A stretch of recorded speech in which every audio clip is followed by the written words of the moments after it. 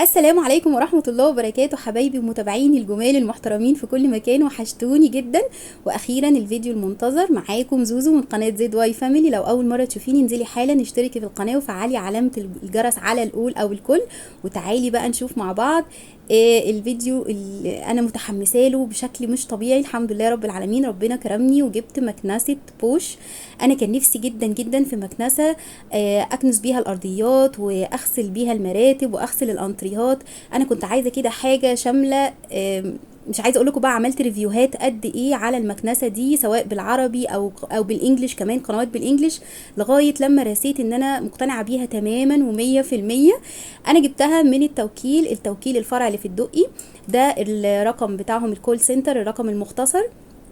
اللي حابب ان هو ممكن يتصل بيهم ويشوف اقرب فرع للتوكيل. انا حبيت ان انا اشتريها من التوكيل نفسه، ودي شهادة الضمان بيكون عليه، يعني شهادة الضمان دي بتبقى في الكرتونة مع ورقتين تانيين زيادة. وفي نفس الوقت زي ما انتم شايفين كده مكنسة بوش ألمانية، وعليها كان على الكرتونة كمان وعلى شهادة الضمان العلم بتاع ألمانيا. مكنسه فوق الممتازه فوق الممتازه، الحمد لله رب العالمين، ربنا وفقني فيها. انا زي ما قلت لكم انا عملت عليها كميه ريفيوهات كتيره جدا جدا، وعلى فكره يعني يمكن اكون بنسبه 90% اتفرجت على كل الريفيوهات، ما سبتش ولا ريفيو، لان طبعا هي سعرها مش قليل، وهقول لكم على سعرها وايه اللي خلاني كمان افكر ان اجيبها دلوقتي حالا. لان انا اتفاجئت بسعر يعني غير اللي انا كمان كنت عارفاه، لان الحاجه زي ما انتم عارفين بتغلى بطريقه مش طبيعيه.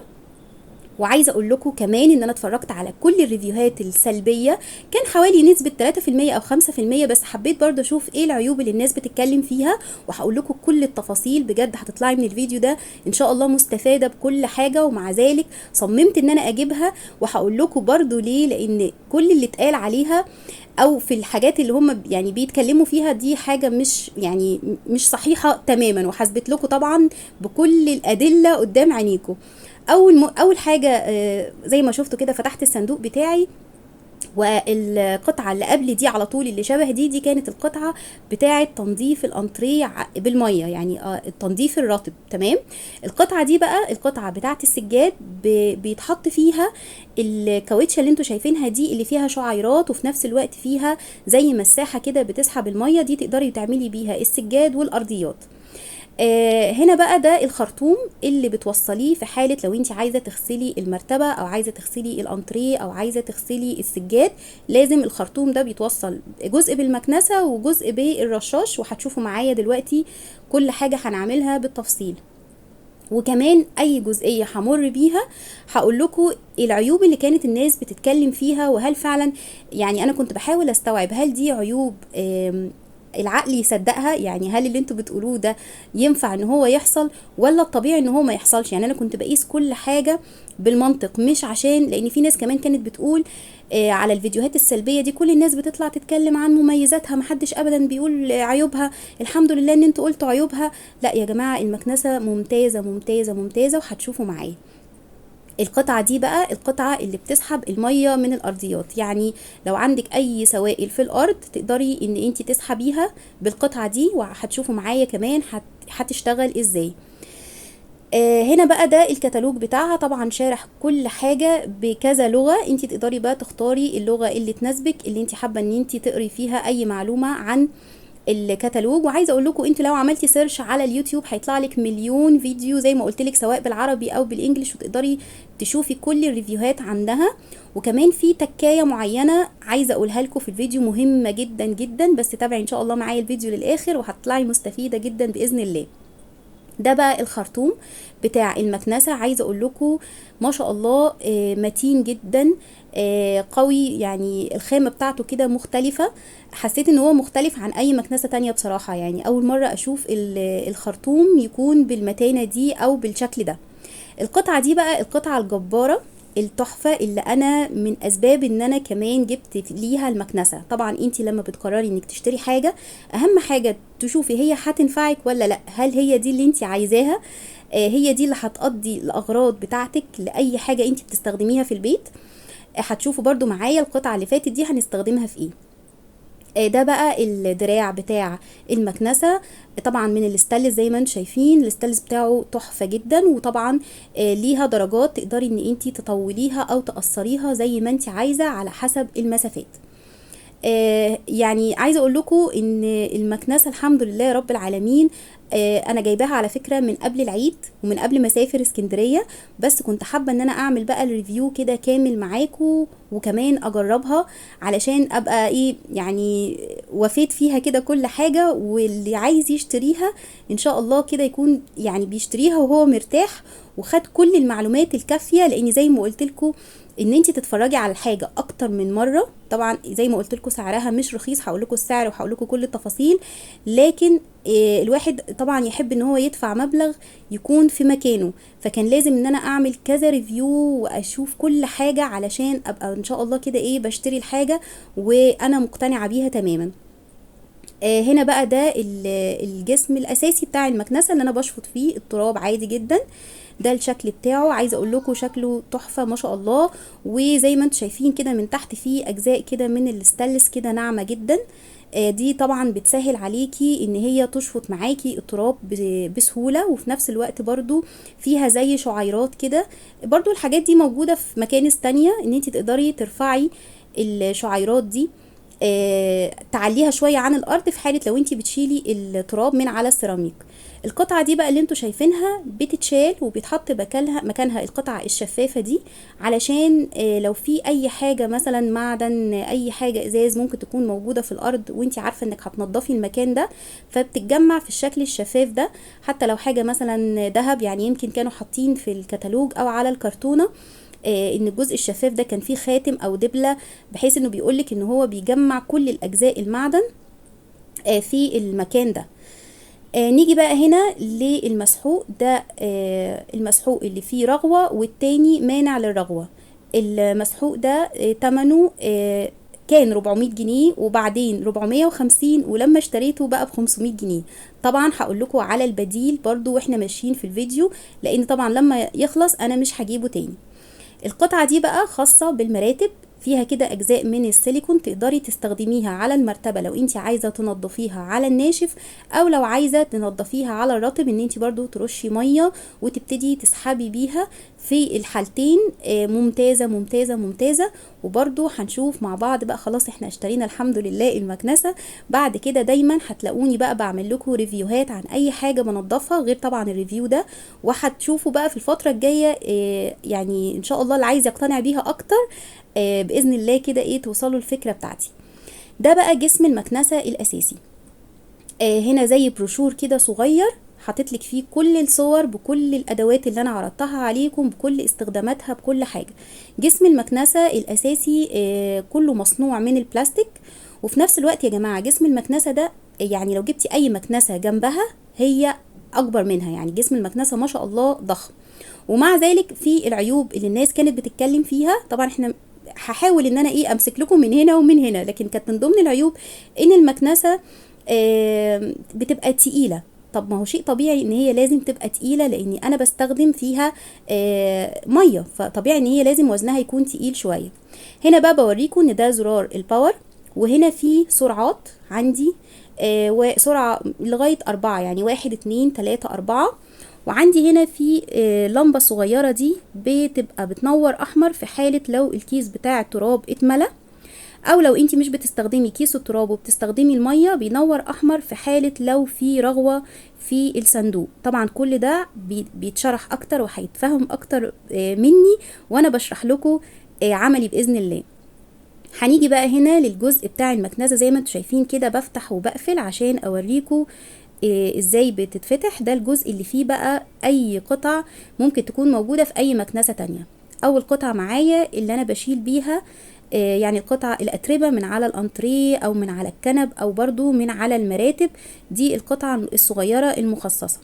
القطعة بقى الجميلة دي أنا بالنسبة لي بستخدمها للستاير، وبستخدمها برضو لو عندك بقى السلك بتاع الألموتال نفسه، برضو الحاجات دي كلها بتتشال بالفرشة الجميلة دي. هنا برضو القطعة دي. لو عندك بقى زوايا كده رفيعة، لو عندك كابوتونيه، لو عندك السرير برضو بيبقى كابوتونيه فيه جوانب كده كتير، في تجزيعات كتير، تقدر برضو ان هي تدخل كده ما بين الجوانب دي وتشيلها لك على طول. هنا الجزء ده انت مش محتاجه بقى ان انت تدوري على حاجتك، هما كده حاطط لك علبه ومخصص فيها الثلاث قطع دول، حاططهم فيها، فخلاص انت بتقفلي عليهم كويس وخلاص، بتحسي ان هما مش يعني ما بتبقيش قلقانه عليهم ولا بيضيعوا منك ولا اي حاجه، هو جزء من المكنسه نفسه. تمام. ده كده زي ما قلنا الجزء اللي موجود في اي مكنسه. لفيت بقى المكنسه الناحيه التانية، نفس النظام بالظبط، بنفس الزرار بتفتحيه. ده الفلتر اللي موجود في المكنسه. الفلتر ده اول فلتر هيقابلنا. الفلتر ده له مميزات كتيره جدا. بيتنضف وبيستخدم في حالة لو انت استخدمتي كيس التراب العادي اللي موجود في اي مكنسة، بتقدري ان انت تنضفيه. طيب هيتنضف ازاي؟ مش بيتنضف ان انت مثلا تشيلي منه بس الاتربه كده او تهبديه مثلا شمال ويمين، لا، بيتنضف بالميه. وطبعا كلنا عارفين ان الميه بتبقى تنظيفها اسهل بكتير جدا جدا من ان انت تمسحيه او ان انت تشيلي التراب كده من عليه. تنظيف الميه بيبقى سهل وسريع. وكمان الفلتر ده بيعتبر من افضل الفلاتر لانه اسمه هيبه، وده من افضل انواع الفلاتر لانه مش بيطلع تراب خالص، او العفره بتاعه التراب او الغبار اللي بيطلع ده دايما من جزء التهويه بتاع المكنسه. فطبعا بيعتبر من افضل الفلاتر اللي موجوده على مستوى المكانس كلها. تمام. احنا كده خلصنا الجنبين بتوع المكنسه. نيجي بقى من ورا. دي الفيشه السلك العادي. ده طولها ما شاء الله حوالي 12 متر. ففي ناس برضو من ضمن الشكوى ان المكنسه بتكون تقيله، فانا مش عارفه طيب تقيله، طب ما ممكن احرك المكنسه، ما شاء الله السلك معايا 12 متر. وانتي لما بتقرري تنضفي اوضه بتاخدي المكنسه بتاعتك، بتبقى محطوطه في الاوضه وتقدري تتحركي بالسلك زي ما انتي عايزه، لان ما شاء الله بيديكي مساحه كبيره جدا. وحتى لو قررتي ان انتي تنضفي الشقه كلها، فطبيعي ان انتي بتاخدي المكنسه معاكي من اوضه لاوضه، وانا مش شايفه ان هي تقيله جدا للدرجه. حتى بعد ما مليت فيها التنكين الميه وهتشوفوا معايا، شايفه ان يا دوب تقولها على قد حجمها بالظبط بالظبط. فطبعا كل ده هيشرح نفسه بالتفصيل الممل ان شاء الله. هنا بقى بشاور لكم على الزرار بتاع الرشاش بتاع الميه، ان انا اول ما بشغله اللمبه دي بتنور احمر، يبقى انا كده عندي 2 بينوروا احمر لما بشغل زرار الرشاش. والجزء التاني اللي انا قلت لكم عليه، لما الكيس بيتملي تراب او بيظهر عندي رغوه في التانك، بيبتدي يظهر عندي اللون الاحمر ده. تمام. تعالوا بقى نشغل المكنسه او نشوف الخطوات بتاعه المكنسه بشكل عملي. انا وريتكم الاول الجزء اللي في المكنسه اللي هو الاولاني ده اللي انا هحط فيه الخرطوم. هنا بقى ده اول جردل هيقابلني معايا، او اول كونتينر كده اللي هستخدمه. ده بقى حكايه، انا بالنسبه لي دي اول ميزه في المكنسه، بصراحه ميزه ممتازه جدا جدا، هتشوفوها معايا دلوقتي. طبعا الميزه الكبيره بالنسبه لي ان انا هستغنى تماما عن الكيس بتاع التراب اللي انتوا شايفينه ده. اولا يا جماعه الكيس ده بيكون استخدام المره الواحده او من بعد مرتين، المفروض ان انتي بتفكيه وترميه. وفي اكياس جاهزه بتتباع متوفره، ممكن تكون في التوكيل او في اماكن تانية، لو سالتي عليها تقدري ان انتي تركبيها. بس انا هستغنى تماما عن الكيس لاني انا مش مستحمله التراب خالص. فكره المكنسه دي اول ميزه، ان انت تقدري تستغني عن الكيس بتاع التراب وتملي ميه لغايه العلامه اللي انا بشاور لك عليها دي، وساعتها التراب هيتجمع هنا وهتكون عندك ميه بتراب، فسهل جدا ان انت ترميها وتتخلصي منها، والجردل يكون معاكي نظيف تماما من غير بقى ما تبقي انتوا عارفين كلنا لما بنيجي نفضي التراب بتبقى ازمه. انا بالنسبه لي بتبقى ازمه، وبرده لازم بتغسلي من وقت للتاني الكيس بتاع التراب علشان كفاءه المكنسه عندك تكون عاليه. ده بقى الازرق ده تاني فلتر انا بشاور لكم عليه. تمام. وفي كمان تالت فلتر هيقابلنا اهو، من الفتحه دي هفتحه كده فتحه صغيره من فوق، الفلتر كده لونه اسود. يبقى كده معانا في المكنسه 3 فلاتر، الفلتر اللي من الجنب والفلتر الازرق اللي تحت والفلتر الاسود اللي فوق. تمام. طيب هنعمل ايه بقى؟ عايزه اوريكم كمان الكونتينر التاني ده اللي بستخدمه لما باجي اغسل الانتريهات او السجاجيد او المراتب. بملى الجزء ده ميه، بملاه كله لغايه العلامه اللي عندي، وبحط فيه المسحوق بتاعي. وببتدي بقى اشغله في حالة لو انا هستخدمه للغسيل الرطب. تمام، يعني انا ما باجيش جنب خالص الكونتينر ده غير لما بعوز ان انا اغسل سجاجيد او مراتب، لكن في الاستخدام العادي خالص بتاع اي مكنسة هستخدم اللي هو الكونتينر الكبير او الجردل الكبير اللي قدامكم ده. وهنشوف ازاي هستخدمه، لاني هشيل منه الكيس بتاع التراب زي ما انتم شايفين كده بالظبط، وهستغنى عنه تماما، وهقول لكم ايه القطعة اللي بتتركب مكانه علشان ابتدي استخدمه. وبصراحة بيكون اسهل كتير كتير خالص من الكيس التراب، ودي كده تعتبر ميزة ممتازة جدا جدا. دي بقى القطعة اللي انتوا شايفينها دي قدامكم. طبعا القطعة التانية انا احتفظت بيها في الصندوق زي ما هي، وملهاش بصراحة خلاص اي استخدام بالنسبة لي. هنا بقى هحط القطعة دي زي ما انتوا شايفين كده، هركبها نفس مكان الكيس، والمكان الفاضي ده اللي قدامكم بقى الناحية التانية اللي فاضي هو اللي بيتحط فيه الفلتر الازرق. خلاص انا هنا بوريكم ان انا هستغنى عن الكيس تماما، وهبتدي بقى اشتغل بالجزء ده. هنا بقى في الجزء الفاضي ده حامله فيه الميه يفضل ان هي تكون من الفلتر. ولو مش من الفلتر، لو عندك ميه في الكاتل كان سبق ان انت يعني غليتيها قبل كده يفضل، يعني علشان ما يكونش فيها شوائب او اي حاجه تاثر على الموتور بتاع المكنسه. هنا مليت الميه لغايه العلامه اللي محدده عندي تحت.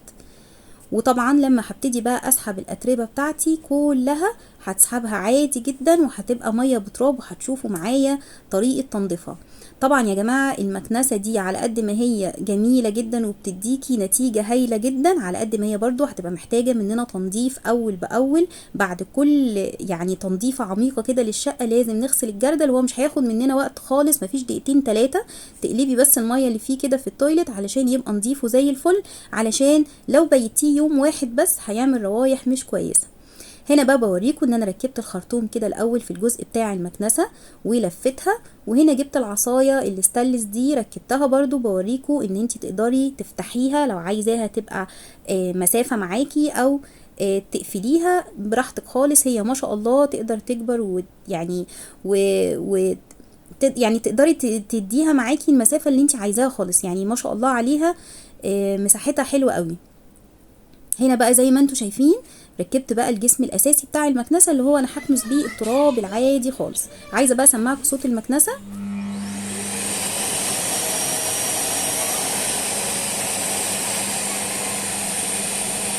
وده كان صوت المكنسه، وطبعا كان صوت يونس اعلى من صوت المكنسه بس حبيت اشغل لكم. ودي السرعات بتاعتها، تختاري السرعه اللي تناسبك واللي انت عايزاها، وبتقللي وبتزودي زي ما انت عايزه. انا طلعت بره علشان السجاده اللي بره كانت بصراحه محتاجه تتنضف جدا جدا، فقلت بقى اشارك معاكم كده تنظيف السجاد زي ما انتم شايفين. وبصراحة نظفتها كويس جدا. المكنسة دي يا جماعة 2000 واط، تمام، دي 2000 واط الإصدار الرابع. المكنسة اللي قبليها كانت 1700 واط، 1700 واط.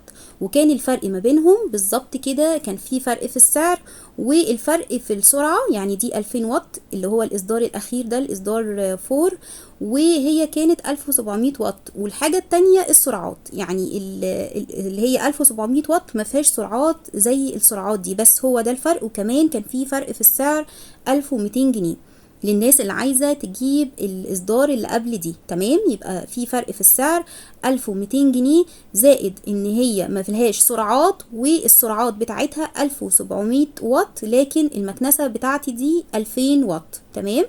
هنا بقى بوريكم الجزء بتاع المكنسة.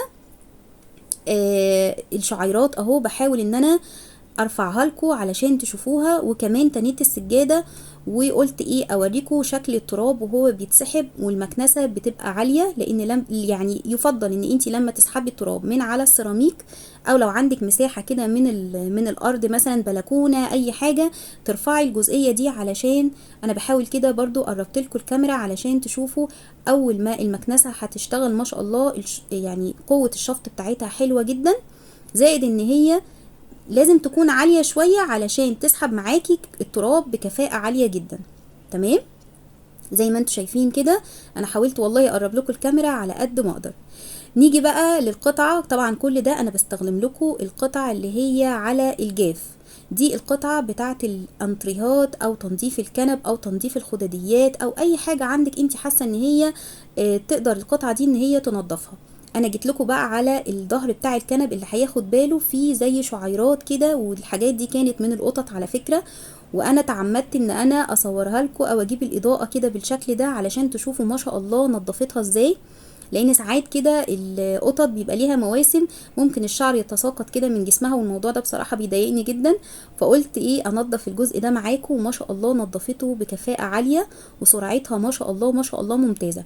طبعا احنا كده كلنا بنتكلم في الخطوات اللي موجودة او ممكن تكون موجودة في اي مكنسة تانية. يعني الادوات دي ممكن تبقى موجودة في اي مكنسة تانية، ما عدا نقطة واحدة، ان انا استغنيت عن كيس التراب وحطيت التراب ده كله يتشفط فين؟ في الجردل اللي احنا حطينا فيه او الكونتينر اللي احنا حطينا فيه المية لغاية العلامة، علشان بس التراب يتشفط في المية دي. وزي ما انتوا شايفين كده بعد كده هتشوفوا منظر الجردل. انا عايزه اقول لكم المنظر والله العظيم انا مش عارفه التراب ده جه منين، بس طبعا ده افضل بكتير بكتير بكتير. الناس طبعا اللي عندها حساسية صدر انضف، يعني هتبقى انضف بكتير جدا. انت هتتخلصي من الميه بمنتهى السهوله، والكونتينر او الجردل ده بيتغسل بمنتهى السهوله وبيتحط وخلاص شكرا. غير لما بتبقى المكنسه فيها كيس تراب وتقعدي تجمعي مره على مره على مره، وساعات بتكسلي ان انت تنضفيه، وحتى لو نضفتيه بيبقى برضو الكيس من وقت للتاني محتاج ان هو يتغسل كويس جدا. وساعات في اكياس بتتقطع منك وتضطري ان انت تروحي مكان زي العتبة وتفصلي كيس تاني مثلا، او تشتري كيس. لكن طبعا الجردل او الكونتينر ده بيبقى جسم ثابت في الكنبة جسم ثابت في المكنسة نفسه، فمش بيحتاج ان هو يتغير. زي ما انتوا بقى شايفين الكنبة، انا عندي القطعة دي ما كانتش بتتشال، فدخلت فيها القطعة اللي هي فيها بتجيب الاجزاء دي، ما شاء الله عليها جابت لي كل التراب، لان المقعد نفسه بتاع الركن عندي مش بيتشال، فطبعا كان في اتربة كده، فما شاء الله عليها جابتها يعني بكل سهولة. الفرشة بقى دي اللي انا قلت لكم عليها بتاعة الستاير او بتاعة الشبابيك، طبعا انا بعاني جدا جدا ان الفرشة دي ما كانتش عندي في المكنسة القديمة. فطبعا اي حد عنده الموتيل، عنده اللي هو السلك ده عامة، او الجوانب بتاعة الالموتيل زي ما انتوا شايفين بتنضفها بكفاءة عالية، وقوة الشفط ما شاء الله ممتازة. برضو انا عارفة ان القطعة دي ممكن تكون متوفرة في مكانس كتير، بس برضو هي ما كانتش عندي في المكنسة القديمة. بس ممتازة جدا جدا. وكمان في شفط الستاير، لو عندك ستاير بقى وبرضو فيها يعني تجزيعات كتير في الستاير، او عاملة ديكورات كتيرة في الستاير كده اقمشة فوق بعض كتير، فما شاء الله هتشفط معاكي كويس جدا. وزي ما انتم شايفين الجوانب برضو بتاعت الالموتيل، البلكونة، اي حروف بتشيل منها التراب كويس جدا. احنا كده يبقى شرحنا كل القطع الخاصة اللي هي على الناشف اللي هي موجودة في اي مكنسة. دي اول قطعة الاساسية معايا، ودي القطعة بتاعت الزوايا او الجوانب المخفية، ودي القطعة العادية جدا بتاعت الانتريهات او الخدديات، وما شاء الله برضو كانت قوية جدا. ودي الفرشة اللي انا قلت لكم عليها بتاعت الستاير وبتاعت الاسلاك عامه في الالموتيل او الشيش. والقطعه دي اللي ظهرت في اول الفيديو ما قلتلكوش عليها دي بتاعه الباركيه او الخشب، هي ملهاش استخدام عندي لاني ما عنديش باركيه، بس عامه برضو هحتفظ بيها للناس بقى طبعا اللي عندها باركيه او خشب. دي برضو هي اللي بتساعد في التنظيف كويس جدا جدا. دي كده كل الاجزاء شرحناها باستفاضه بتاعه الغسيل على او التنظيف على الناشف. تعالوا بقى نشوف، انا حبيت بقى اوريكم الكونتينر كده شكله عامل ازاي. بصوا مش عايزه اقول لكم عامل ازاي انا اتصدمت والله من المنظر. بس تخيلوا بقى كل ده كده تراب بميه، في ثواني هغسله وما شاء الله ما شاء الله، ولا بقى هيبقى فيه تراب ولا كيس تراب عندي ولا يعني. انا مسافه ما خلصت دخلت الحمام غسلته، والفلتر الازرق اللي فوق ده يا دوب بس ترش عليه ميه كده وبقى زي الفل. بصوا في ثواني الجردل بقى نضيف وزي الفل مفهوش اي حاجه. هرجع بقى كده الجردل مكانه وخلاص كده ابقى انا خلصت التنظيف بتاعي الرطب كله كله كله تمام. وتعالوا بقى نشوف هنعمل ايه تاني في التنظيف بقى. لو انت عايزه تغسلي الانتريه، عايزه تغسلي السجاد، تعالوا نشوف هنعمل ايه مع بعض. هي القطعه دي اللي قلتلكوا عليها، القطعه دي خاصه بغسيل السجاد، وزي ما انتوا شايفين بحط فيها القطعة اللي هي البلاستيك اللي فيها الشعيرات واللي فيها الكاوتش، وفي نفس الوقت فيها رشاش اهو من تحت تمام. القطعة دي بتتشال وتتركب معايا، بس انا ركبتها جامد فما كنتش عارفة افكها لكم، بس هي بتتشال وتتركب عادي جدا. وفي نفس الوقت يا جماعة القطعة دي برضو بنضف بيها الارض، مش سجاد بس، يعني عايزة تنضفي بيها الارض مفيش مشكلة. هنا بقى القطعة دي بتاعة الانتريه، لو عايز تغسلي الانتريه، تغسلي كنب، تغسلي اي حاجة تانية، بس معهاش بقى فرش او اي حاجة، هي بتعتمد على رش المية منها من الخرطوم ده او من الرشاش ده، وبتعتمد على قوة الشفط بتاعتها، لان ما شاء الله قوة الشفط بتبقى رهيبة جدا. بصوا القطعة دي شبه القطع بتاعة تنظيف الانتريه او الكنب، بس دي بتبقى مخصصة للمراتب، فيها كده زي قطع سيليكون زي ما انتوا شفتوا، ودي اللي بتنظف بيها المراتب. هنا بقى القطعة دي تحفة تحفة تحفة، زي ما قلت لكم قبل كده بتشفط المية بقوة جدا، وهتشوفوا معايا بالظبط هنعمل ايه. رهيبة بجد، رهيبة رهيبة رهيبة، ما شاء الله عليها يعني، ما شاء الله. هنا بقى ده السلك اللي انا هوصله. بصوا يا جماعه الموضوع مش صعب خالص، انا كل ده عملته لوحدي، كنت متخيله ان ممكن يكون زوجي معايا او يساعدني. الموضوع سهل جدا، ما فيهوش اي حاجه. الخرطوم ده فيه كده مدخلين، مدخل بحطه جوه المكنسه، وهتشوفوا معايا بالظبط بحطه فين، والجزء التاني بيتحط في ايه، في اخر المكنسة مكان الجسم بتاع المكنسة الاصلي، ومعاه كليبسات كده عشان الخرطوم ما يبقاش بس نازل مني في الارض، توزعيهم زي ما انت عايزة، وهيتضح اكتر وانا دلوقتي بشغلها معاكم. هنا برضو بوريكم المسحوق، واحد لمنظف عادي وواحد مانع الرغوة. والمسحوق ده فيه كلام مهم جدا عايزه اقوله لكم ان شاء الله واحنا شغالين، لان انا شفت ريفيوهات، بس انا مشيت زي ما الكتالوج بيقول وزي ما كل كلمه بتقول، لان في ريفيوهات تانية عملت حاجات تانية، فانا بصراحه مشيت زي ما يعني زي ما بيقولوا، زي ما الكتاب بيقول. هنا بقى هنعمل ايه. انا عندي الجسم المكنسه، عارفين خلاص حفظنا فيه 2 كونتينر، واحد ده اللي ملي الميه حامله فيه لغايه العلامه دي علشان ابتدي ارش منه، تمام. خلاص رحت ومليته لغاية العلامة بتاعتي. والكونتينر التاني الكبير ده هو اللي هيستقبل المية اللي مش نظيفة، يعني هنا بحط المية النظيفة، والكونتينر التاني هستقبل فيه المية اللي مش نظيفة. طيب عايزين بقى المسحوق. في ناس كتيرة جدا ما بتفتحش الورقة اللي على المسحوق. بصوا الورقة دي محطوط فيها رسمة الكونتينر الكبير، يعني بيقول لي احط غطا او غطيين في الكونتينر الكبير، تمام. والعلبة التانية مرسوم عليها ان انا احط غطا او غطيين على حسب انتي هتملي المية لغاية فين في الكونتينر بتاع الرش بتاع المية. في ناس بقى بتحط غطيين من ده وغطيين من ده في الكونتينر الصغير اللي هو بتاع الرش، فانا مش عارفة صحة ده ايه، لكن انا مشيت زي ما الكتاب بيقول بالظبط، تمام. انا هنا اهو هحط قدامكم غطيين في الكونتينر الكبير ده، مانع، المفروض انه فايدته مانع للرغوة، علشان المية اللي هتتجمع فيه ما تعملش رغوة وتأثر على الموتور، وده الكلام اللي مكتوب.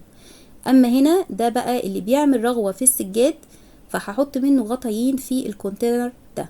عايزه اقول لكم ان معظم الناس اللي كنت بشوف الريفيوهات بتاعتها كانت بتشرح يعني المنتج او تطلع العلبة دي وما بتفتحش الورق ده اصلا، يعني هي فاكرة ان هو كلام، لكن الورقة دي بتتفتح وكل حاجة موجود عليها بالرسمة زي ما انتوا شايفين كده. يعني انا بوضح لكم ان هي اصلا كانت مقفولة وانا اللي فتحتها. لو بصيتوا كده كل حاجة، كل علبة محطوط عليها على الغطا. وهنا هقفل لكم كمان الورقة كانت مقفولة ازاي، كانت مقفولة ومتلزقة كويس جدا، فالناس كانت مش عارفة هي بتفتحها وما بتشوفش طبعا، او ما بتفتحهاش خالص وما بتشوفش اللي مكتوب عليها. زي ما انتوا شايفين هي كانت مقفولة، وانا اللي فكيت الجزء ده عشان اعرف كل غطا مكانه بيتحط فين، وهم طبعا موضحين بالكلام وبالرسم كمان، تمام. فطبعا المعلومة دي مهمة جدا علشان ما يأثرش على الموتور، لان ناس كتير استخدمت المكنسة استخدام سيء، وطبعا كانوا بيروحوا للتوكيل ويقولوا المكنسة باظت، فطبعا لا، ده بيبقى سوء استخدام. فطبعا حاجة غالية زي كده لازم نحافظ عليها ونعرف ازاي بتستخدم كويس جدا علشان ما نغلطش غلطة تأثر على الموتور، لان مكنسة موتور يعني مكنسة، يعني تمنها كله، فلو باظ مننا طبعا لا قدر الله لازم نحافظ على حاجتنا بما انها كده غالية وهتستحملنا، فنحافظ عليها علشان ان شاء الله كده تعيش معانا وتقضي الغرض معانا.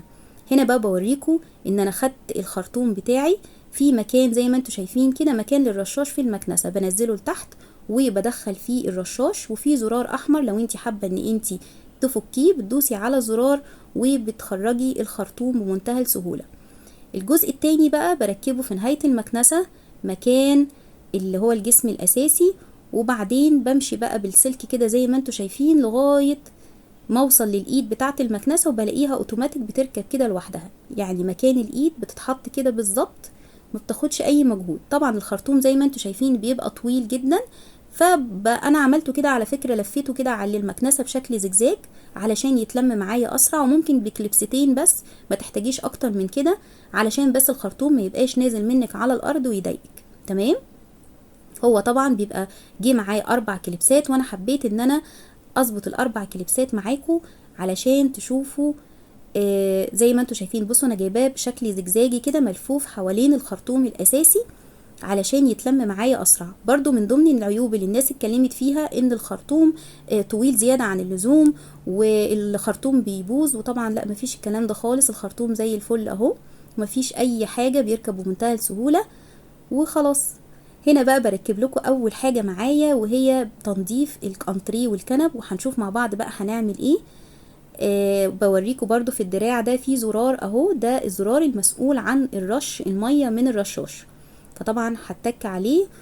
وهنا بقى عايزه اوضح لكم حاجه، ان انا ما شغلش الباور على طول، اول حاجه اشغلها الزرار اللي نور احمر ده بتاع رش الميه، علشان ما اجهدش الموتور، ما شغلش الاتنين مع بعض. اول حاجه بستخدمها الزرار بتاع رش الميه، وابتدي بقى ارش الميه كويس جدا مع دعك كده بسيط، زي ما انتم شايفين قوه الرشاش ما شاء الله، وابتدي ادعك كده دعك بسيط، ولما اخلص كميه الرش خالص مع الدعك اوقف بقى الزرار الاحمر ده واشغل الزرار بتاع الباور وابتدي اشفط. من ضمن العيوب اللي الناس اتكلمت فيها ان التانك مش بيكفي ميه، وان هي ما بتغسلش الانتريه كويس، او مش ما بتغسلش الانتريه كويس، عايزين ميه اكتر.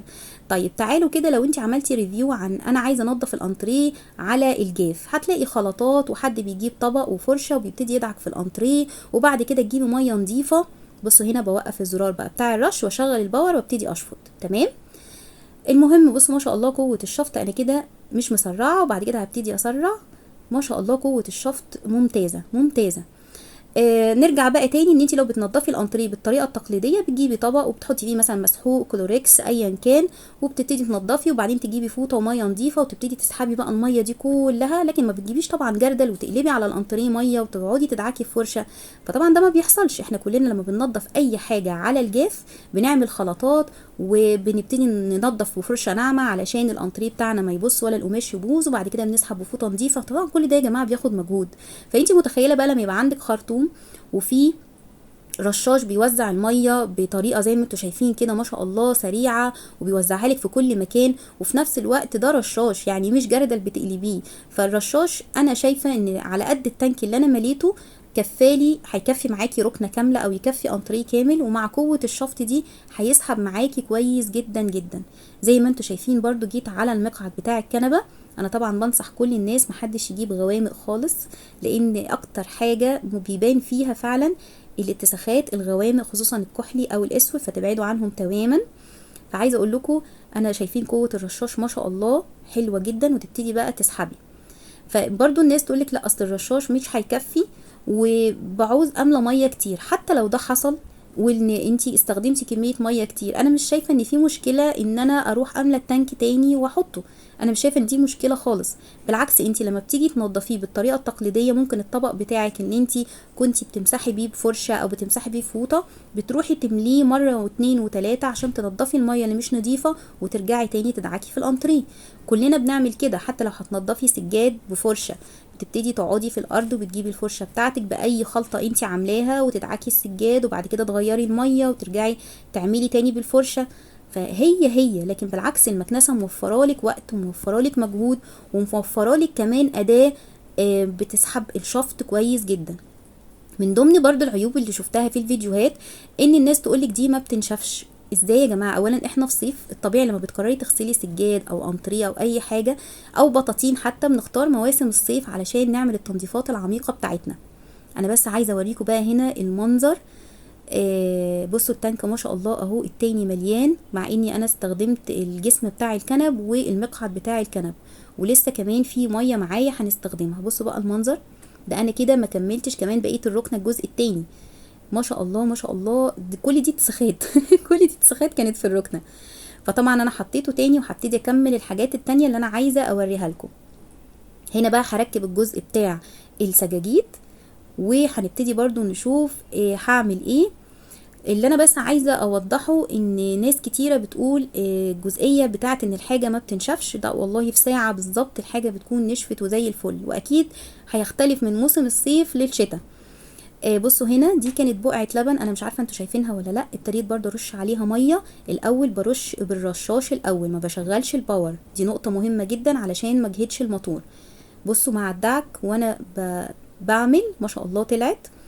برضو لقيت ريفيو عن حد بتقول انا عندي سجاد ايكيا الابيض وبستخدمها ويا جماعه مش نافعه خالص. عايزه اقول لكم ان انا لما اتفرجت على الفيديو هي اصلا مش مركبه القطعه اللي بتعمل غسيل للسجاد، اللي بتعمل الفرش. طبعا هتلاحظوا لو جريتوا سنه رجعتوا ثانيه كده لورا هتلاقوا ان البقعه كان لونها ابيض واختفت تماما. انتوا يا جماعه لو طلبتوا شركه، بصوا انا كمان هنا جبت لكم كاتشب وحطيت لكم. خلينا برضو مقتنعين ان مش معقوله ان الرشاش ده هيشيل بقعه بقالها شهرين 3. احنا بنتكلم في بقعه مثلا بقالها يوم 2 3 فانت تقدري تشيليها، لكن مش معقوله بقعه بقالها وقت نطلب منها ان هي تتشال. يعني خلينا كده ايه مقتنعين. الحاجة التانية السجاجيد الخفيفة اللي قدامكم دي، دي السجاجيد اللي انا كنت جايباها من كارفور. دي يا جماعة ما ينفعش تتحط عليها مية كتير خالص، لان مع الوقت ممكن السجادة من ورا بتعمل زي رملة او تراب. فالسجاجيد دي بقى بتبقى محتاجة التنظيف اللي انتوا شايفينه ده. شايفين الرشاش ما شاء الله قوته حلوة ازاي، اللي هو يدوب بقى الدعك كده، بدعك بالفرشة كويس جدا مع الرغوة المسحوق بتاعي ده، وببتدي بقى اشفط بالقوة بتاعته، بينظف السجادة وبيخليها زي الفل. طبعا الريفيو اللي انا اتفرجت عليه لما بتقول السجاد ما بينضفش، فحد رد عليها. عايزه اقول لكم بعتت لها كمان لينك فيديو اجنبي ان انت لازم تركبي القطعه دي علشان تدعك معاكي كويس السجاد. فتخيلوا حتى انتوا لما بتطلبوا شركه عشان تيجي تنظف لكم الانتريه او تنظف لكم السجاجيد، الشركه يا جماعه ما بتجيش تقلب ميه على السجاجيد، ما بتجيش تقلب ميه على الانتريه، بيبقى معاها ادوات شبه الادوات دي بالظبط كده، او فرش معينه وبتسحب بطريقه معينه، وبتقولك في خلال ساعه زمن السجاده بتبقى محطوطه على الارض، بس ما حدش يا جماعه يعدي عليها. وانا فعلا في سنه من السنين جربت الموضوع ده. جولي بالليل وتاني يوم احنا مشيناش على السجاد خالص ولا قعدنا على الانتريه، وكان تاني يوم الانتريه نشف وبقى زي الفل.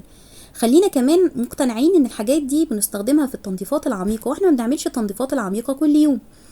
دي برضو القطعه بقى بتاعت سحب الميه، ودي هتنفعني جدا جدا في المطبخ. طبعا المطبخ بقى ساعات زي ما انتم شايفين كده، انا جبت لكم كانت بواقي كده كاتشب عندي فحطيتها لكم، كان في صوص برضو باقي عندي كده في ازايز قديمه، فقلت احطهم بقى على الارض مع شويه ميه. وعايزه اقول لكم القطعه دي جباره، يعني المطبخ دايما بيبقى ملزق عندي وحالته حاله.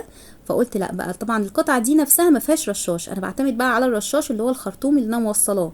القطعتين التانيين بتوع السجاد وبتاعه الانتريه اصلا فيهم رشاش، لكن القطعه دي بصوا ما شاء الله تحفه جدا جدا. يعني مش عايزه اقول لكم سحبت بمنتهى البساطه. المكنسه دي يا جماعه انا كنت عامله عندها ريفيو من شهرين، وقالوا كمان سعرها هينزل. كان سعرها 5300 جنيه وقالوا سعرها نزل، فانا رايحه على اساس ان هي اقل من كده. طبعا لما رحت التوكيل اتفاجئت ان سعرها 6000 جنيه، والكلام ده كان من قبل العيد بحوالي اسبوعين 3. انا معرفش طبعا سعرها دلوقتي وصل كام. اللي اقل منها اللي هي 1700 واط كان سعرها 2000 سعرها سوري 4800 كان الفرق بينهم زي ما قلت لكم 1200 بالظبط. وبصوا المنديل انا بوريكم قد ايه ناشف، الارض بقت زي الفل زي الفل. يا رب كده ايه اكون قلت السعر علشان ما انساش، الحمد لله انا لحقت نفسي. هنا بقى بوريكم، بصوا دي مشايه على طول القطط بتقعد عليها، وعليها شعر، وانا دايما حطاها لهم جنب البلكونه، ومن وقت للتاني بنضفها عشان بس هما بيحبوا يقعدوا عليها، فقلت عشان يعني بوظولوش الدنيا، فقلت برضو اجيبها لكم كده اشوف هي هتعمل ايه. ما شاء الله ما شاء الله. شايفين بقى برش الميه زي ما انتوا شايفين كده، وابتديت ادعك بالقطعه بتاعه السجاد، ارش ميه وادعك بالقطعه بتاعه السجاد. عايزه اقول لكم بصوا لمت كل الوبر الاول، ادي كده كل الوبر اللي في ايدي، وبصراحه حسيت ان هي رجعتها جديده. هو ده بقى اللي انا بقوله لكم، يعني هو ده الفرق. يعني دي حاجه بقى لها وقت وما شاء الله نطفت معايا، لكن اي بقعه عندي بقى لها وقت انا بصراحه مش عارفه هل هي هتشيلها مش هتشيلها، لا مش مقدرش احكم. انا شايفه ان هي بتنظف السجاد عندك سجادة بتاعتك، الناس اللي حابة مثلا تفرش فواتح، الناس اللي عندها كل اي عروسة بتجهز وعايزة تعمل يعني كل العفش والسجاجيد فاتحة، انا شايفة ان دي مناسبة جدا. لو كل اسبوع هتعملي التنظيفة العميقة دي، ان انت الاول تشفطي التراب كويس وبعد كده تشغلي الفرشة بتاعت السجاد وتبتدي تنضفي، حاجتك هتبقى زي الفل. طبعا شفتوا منظر المشاية بقى عامل ازاي؟ ما شاء الله ما شاء الله لا قوة الا بالله، ممتازة. شفتوا هنا بقى؟ انا كده خلاص خلصت الفيديو. يا رب اكون وفيت وكفيت. هنا بوريكم بقى منظر الصندوق، الشكل ده الاسود في ابيض ده ال 1700 واط، لكن اللبني بتاعتي دي اللي هي ال 2000 واط وعليها بقى كل البيانات بتاعتها. انا الحاجه الوحيده اللي ما استخدمتهاش معاكم الفرشه بتاعت المرتبه، ان شاء الله لما اعمل تنظيف عميق لغرفه النوم هنستخدمها مع بعض، لاني حابه كده ان انا اطلع المرتبه في الشمس واشمسها بقى ويبقى تنظيف عميق للغرفه، واوريكم كل التفاصيل ونشوف المرتبه قبل وبعد، علشان كمان يكون ريفيو جامد جدا عن المرتبه وتنظيف غرفه النوم عامه بشكل عام. الضمان بتاعها 2 على الموتور و2 على المكنسة عامة، وهم كانوا معليين الضمان بتاعها لكن قللوه لما حسوا انه ممكن يكون في استخدامات من الناس سيئة. وانا شايفه بصراحه ان عندهم حق، لان لازم اللي عايز يشتري حاجه يبقى متاكد جدا جدا ان هو هيستخدمها الاستخدام الصحيح. يا رب اكون كفيت ووفيت بالمكنسه يا جماعه، المكنسه ممتازه فوق الممتازه. ما شاء الله عليها. انا جايباها وانا مقتنعه جدا وكنت فرحانه جدا وانا بستخدمها معاكم. اتمنى اكون افدتكم ولو بمعلومه بسيطه، والسلام عليكم ورحمه الله.